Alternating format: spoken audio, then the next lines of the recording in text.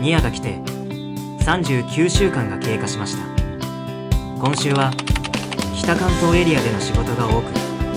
日帰り往復を繰り返していました。運が悪いことに新幹線が混んでおり、ようやく抑えた指定席も新幹線に乗ったら座る座席を間違えたのか、行事が座っており、人見知りな最下級飼い主は震える声で座席間違いを指摘してどいてもらうという苦行を強いられました。さて、そんな苦行が続いた今週はニアが1歳を迎えたので、できる限りのお祝いをしたいと思います。まずは誕生日ケーキからです。犬も食べられるケーキを調べたところ、リンゴケーキのレシピがあったので、リンゴの甘さだけを使ったリンゴケーキを自作することにしました。最初に青リンゴの皮を剥いて飾り用とケーキに混ぜる用の2種類のカットを用意します。カットが終わったら混ぜる用の方からじっくりと火を通していきます。砂糖を使わずにリンゴの甘みだけで作らなければならないので、最下級飼い主の長年の知恵と勇気でできる限りゆっくり火を通します。続いて飾り用も同様に火を通していきますが、飾り用はサイズが大きいので形を壊さないようにも注意して炒めていきます。青リンゴの下ごしらえが終わったら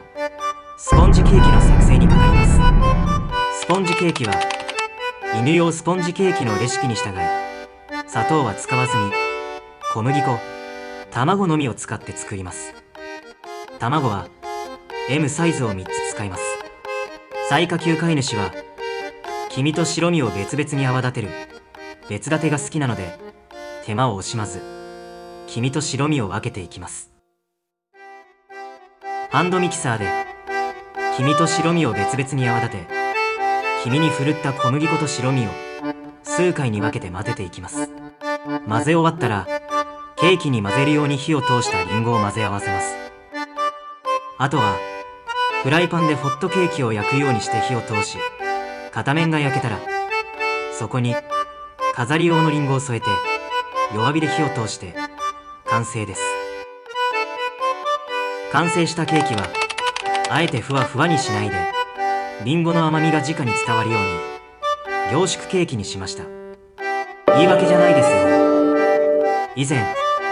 大きい方が美味しいだろうという謎理論で大きいまま与えましたが、食べにくそうだったので細かくして与えます。それでは誕生日を迎えたニアに食べてもらいましょう。ニアは出来上がった直後から尻尾をフリフリしてワンワン吠えながら今か今かと待っていました。最下級飼い主も凝縮ケーキを食べてみましたが、膨らませなかったこととみじん切りのリンゴの量が多かったので想像以上に甘く感じました。ニアもそんな甘さを感じてか、ものすごい勢いで食べ進めていき、あっという間に食べ終わってしまいました。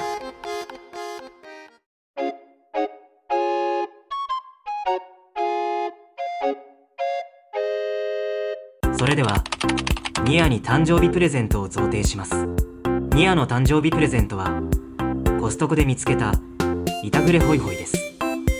イタグレを飼っている YouTuber さんの動画を見て、本当にあんな気に入り方をするのなら欲しいなぁと思っていたら、偶然にも発見してしまったので思わず買ってしまいました。そしてこのイタグレホイホイの良いところはカバーを外して洗えるところです。ニアはケージ内を汚してしまいがちなので、カバーを洗濯機で洗えるのは助かります。早速ニアにイタグレホイホイを試してもらいます。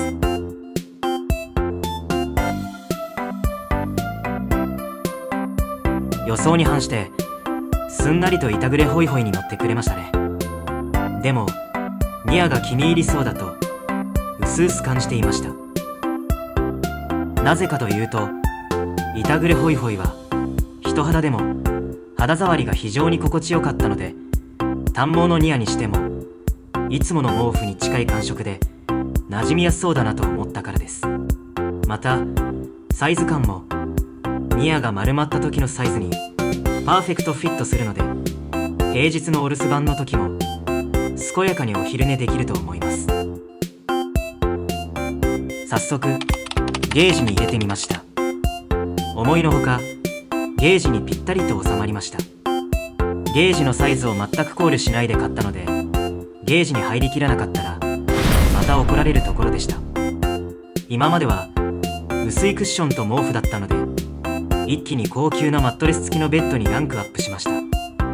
板グレホイホイを教えてくれた板グレ YouTuber さんに感謝です。引き続きこんなテンションで動画を作っていきますので、少しでもほっこりしたらチャンネル登録と高評価をお願いします。